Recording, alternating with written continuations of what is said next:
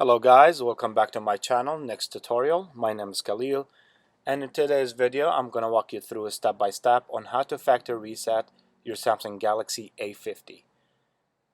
First step you want to do, you want to make sure the device is completely turned off. You can go ahead and press the power key and select the power off option.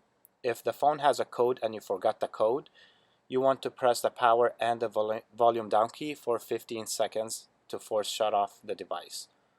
Let's go ahead and turn it off and start with the tutorial. Once the phone is completely turned off, you want to press the power and the volume up key at the same time. And as soon as the device turns on, you want to release just the power and keep holding the volume up key to get to the recovery screen.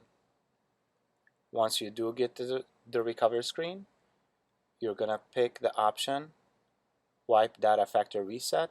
You want to use the volume down key to select the option. Press the power to confirm, down to yes, press the power again.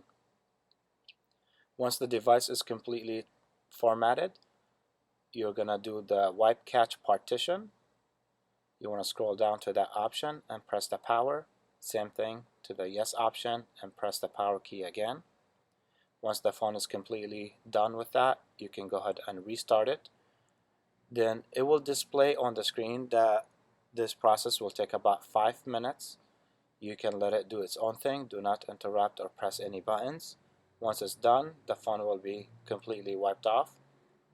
This is it, guys. This concludes our tutorial for today. If you find this video helpful to you, make sure to hit the like and subscribe to my channel for more videos.